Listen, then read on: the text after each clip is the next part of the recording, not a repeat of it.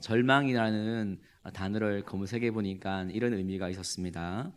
바라볼 것이 없어서 희망이 끊어진 상태, 희망을 찾을 수 없어서 마음이 무너진 그 모습이 절망이고, 그때 사람들이 멘탈이 붕괴되는 거예요. 의존할 것이 전혀 없고 앞길이 막막할 때 그렇게 된다는 것입니다. 사람들이 언제 절망하고 낙심하게 되어집니까? 갑자기 병원에 가는데 암인지도 모르겠습니다. 건강에 이렇게 적신 오고 올 때, 건강에 문제가 생길 때, 아무리 빚을 갚고 싶은데 빚이 나날이 늘어갈 때, 도저히 이 사업과 이 가정을 꾸려나갈 수 없는 그런 형편이 되어질 때, 정말 사랑했던 사람들과의 관계가 어긋나고 틀어지고 회복이 불가능할 때, 자녀에게 어떤 문제가 생길 때, 아무리 노력해도 미래가 암담할 때 우리는 낙심하고 절망할 때가 있습니다.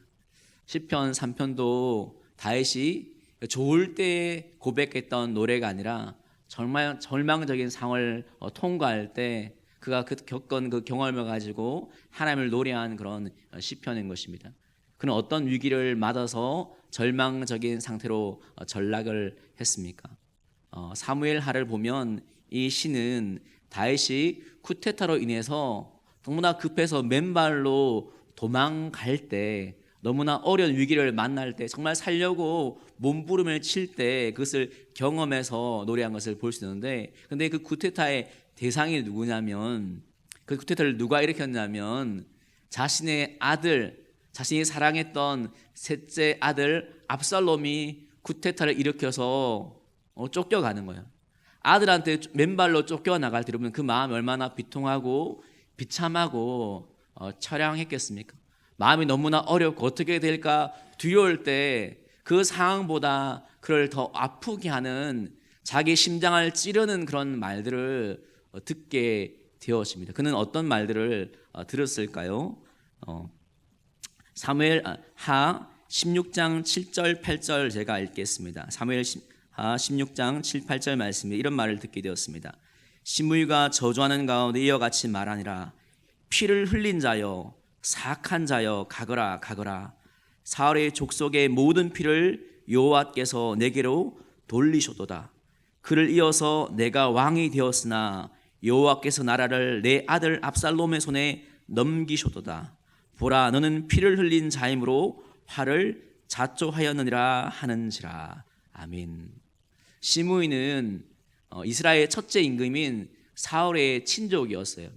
그 다음 임금이 다윗인데, 다윗이 강할 때는 아무 말도 못하고 지내다가 다윗이 쫓겨나가니까 기세가 등등해서 너는 저주를 받았다. 너희 핏값 하나님께서 보복하시는 거다. 너는 망하게 됐다. 하나님이 너를 돕지 못한다. 이제 너는 끝이라는 이야기를 듣게 되는 거예요. 다른 이야기는 다 참을 수가 있습니다. 하지만 다윗은 하나님을 정말 사랑하고 의존하고 하나님 한 분이라면 모든 것을 견딜 수 있는 믿음의 사람인데, 그것을 흔들어 놓는 거예요.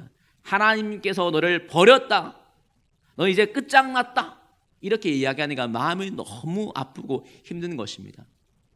다윗이 도망갈 때, 맨발로 도망갈 때 이 시므이가 와서 돌을 던지며 저주한 거예요. 아직 그 옆에는 많은 신하가 있습니다. 그러면 당장에 저 사람을 없애버려라, 입을 닫게 하여라, 이렇게 명령할 수 있는데 다윗이 그렇게 행동하지 않고 침묵하는 것입니다.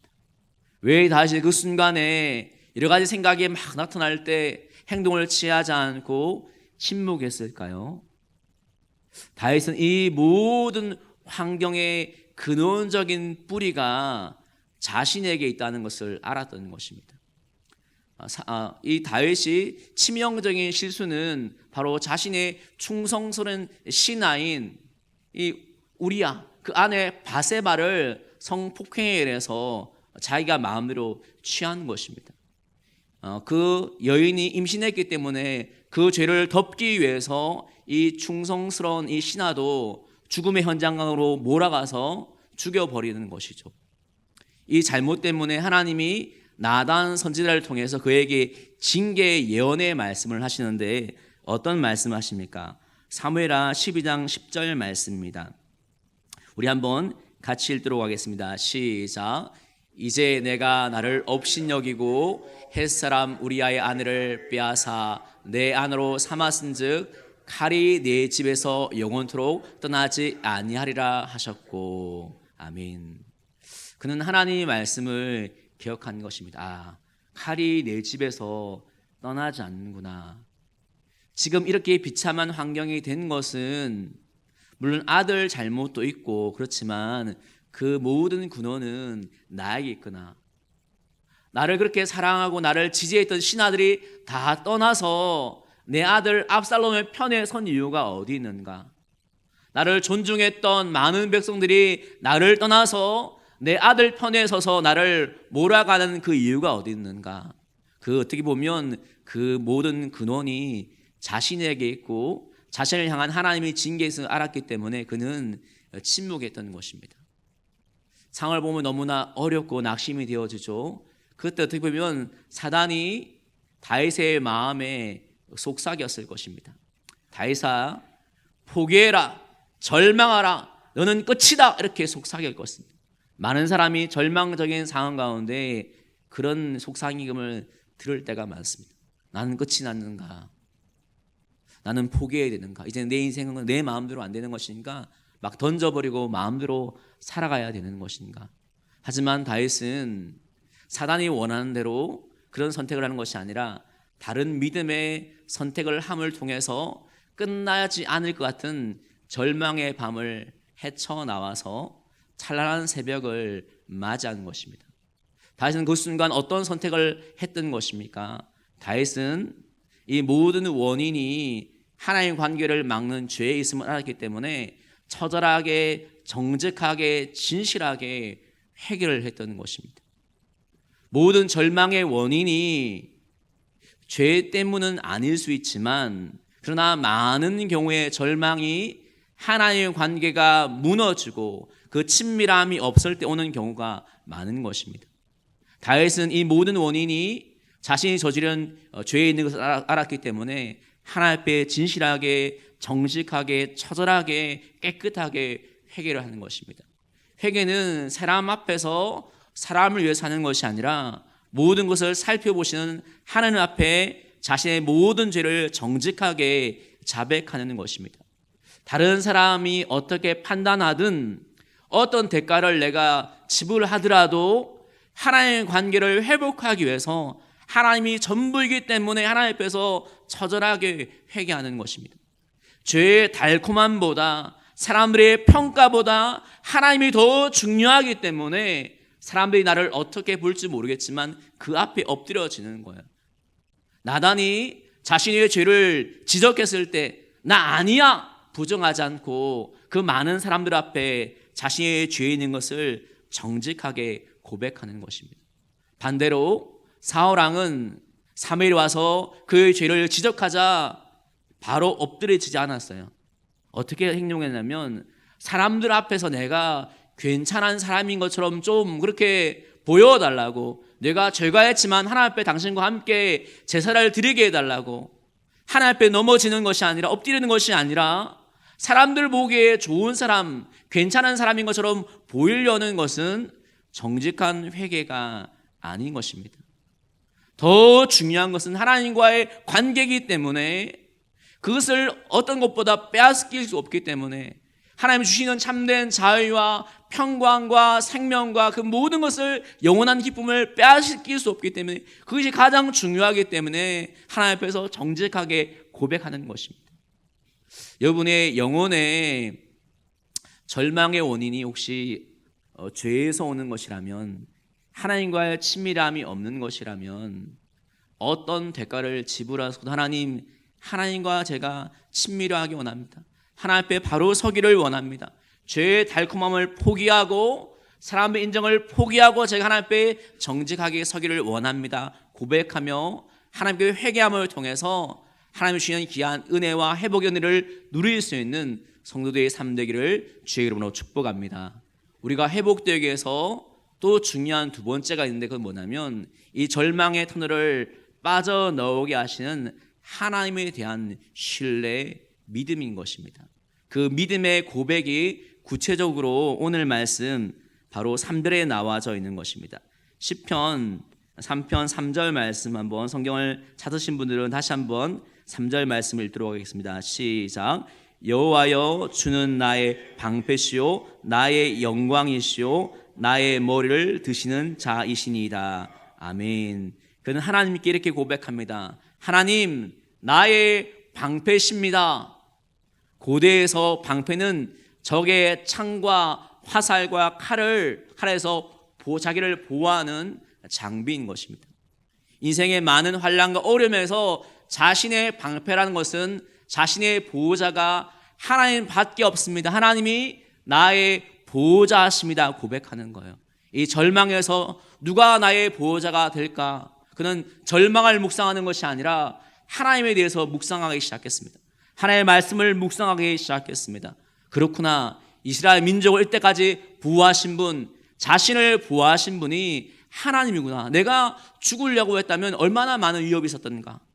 골리앗에게 사르왕의 창에 찔려서 많은 전쟁에 나는 죽을 수 있었지만 그러나 하나님 나의 방패가 되셨구나. 지금 이 순간에도 나의 보호자는 하나님이구나 고백하면서 믿음의 고백을 하고 있는 것입니다. 여러분의 환난에서 우리를 지켜줄 자가 누구입니까? 누구를 의지하고 누구의 보호를 받고 있습니까? 사람입니까? 물질입니까? 그것은 한계가 있는 것입니다. 어려울 때, 낭만과 절망될 때 하나님의 그늘 안에 주의 품 안에서 날마다 보험을 받을 수 있는 성도의 삶 되기를 주의 이름으로 축복합니다. 그의 두 번째 고백은 어떤 고백입니까? 하나님이 나의 영광입니다. 이렇게 고백하는 겁니다. 영광은 무엇입니까? 금메달을 땄을 때 그 금메달을 딴 사람이 어떻게 합니까? 이 영광을 누구에게 돌립니다. 존귀와 모든 영예를 그분께 돌리는 이유는 뭐냐면 그 대상이 가장 사랑하는 대상이고 인생의 전부고 목적이고 의미고 기쁨이기 때문에 그 대상에게 영광을 돌리는 것이죠. 다시 하나님께 영광을 돌리는 이유는 뭐냐면 하나님이 나의 전부입니다. 나의 기쁨이고 나의 모든 것입니다. 고백하는 것입니다. 평소에도 그는 이런 고백으로 하나님을 예배하고 살았기 때문에 그의 삶은 흔들리지 않을 수가 있는 거예요. 절망적일 때 더욱더 하나님께 영광을 돌리고 하나님의 기쁨과 목적으로 삼을 때 낙심하지 않고 절망하지 않고 버틸 수 있는 힘이 있더라는 것입니다.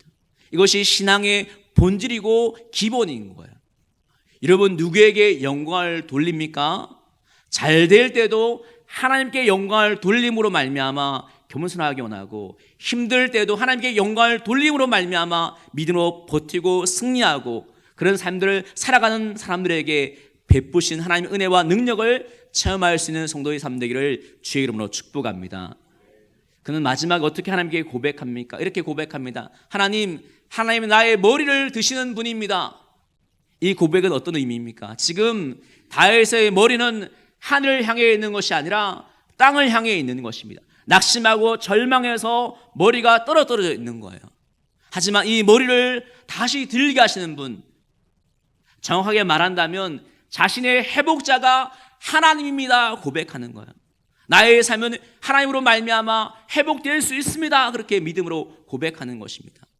꼬마아이가 그림을 그릴 때 스케치로 엉망으로 그릴지라도 뛰어난 선생님이 뛰어난 화가가 물감으로 삭삭삭 칠하면 위대한 작품이 되는 것처럼 우리 인생이 실패하고 낙심될 수 있지만 인생의 스케치가 엉망일 수 있지만 이 엉망인 그림을 하나님께 맡겨드리면 모든 것을 협력하여서 오히려 그 실패의 경험이 하나님의 위대한 작품의 재료가 되어서 아름다운 그림으로 아름다운 손으로 바꾸어 주신다는 것입니다. 우리의 불의함을 하나님의 거룩함을 경험하게 만드시고 우리의 무지함이 하나님의 지혜를 경험하게 만드시고 우리의 빈궁함을 통해 사람의 풍성함을 경험하게 된다는 것입니다. 원하기는 하나님이 나의 머리를 드시는 분입니다. 날마다 고백함을 통해서 그 어려울 때 믿음의 고백을 통해서 하나님의 치유하심과 회복하심을 경험할 수 있는 성도의 삶 되시기를 주의 이름으로 축복합니다. 여러분 잠수함은 수천 미터 밑으로 내려가는 잠수함이 있는 거예요. 외부에 수천 미터의 그 물의 압력을 견디는 힘은 뭐냐면 잠수함 안에 있는 내부의 압력이 있기 때문입니다. 우리가 살다 보면 절망의 압력을 당할 수가 있어요. 그때는 우리 내부에서 그것을 지탱하는 내부의 압력이 필요한데 그 내부의 압력의 성령은 믿음이라고 말하는 것이죠. 이 믿음은 어디에서 오는 것입니까? 마지막으로 히브리서 말씀 한번 같이 읽겠습니다. 히브리서 12장 2절 말씀입니다. 같이 읽겠습니다. 시작. 믿음의 주요 또 온전하게 하시는 이인 예수를 바라보자. 그는 그 앞에 있는 기쁨을 위하여 십자가를 참으사 부끄러운 몸을 개의치 아니하시더니 하나님 보호자 우편에 앉으셨느니라. 아멘. 예수님을 바라볼 때 믿음이 오는 거예요. 나의 죄가 너무나 크게 보이지만 십자가에 나를 위해 죽으시고 부활하신 그 은혜에 비하면 이 죄가 아무것도 아닌 것을 알기 때문에 우리는 하나님께 회개하며 하나님 앞에 설 수 있는 것입니다. 죽음과 사망의 모든 어둠의 고세를 꺾으신 부활의 주님을 바라볼 때 우리에게 그 믿음이 생기기 때문에 하나님이 나의 머리를 드시는 분입니다. 나의 방패입니다. 나의 영광입니다. 이렇게 고백할 수 있는 것입니다. 날마다 그 절망적인 밤에 나를 위해서 죽으시고 부활하신 그 예수님을 바라봄을 통해서 회개하고 믿음의 고백을 붙들고 기도하며 순종함을 통해서 이 절망의 밤을 지나서 찬란한 새벽을 맞이할 수 있는 우리 모든 성도의 삶 되기를 다시 한번 주의 이름으로 축복합니다.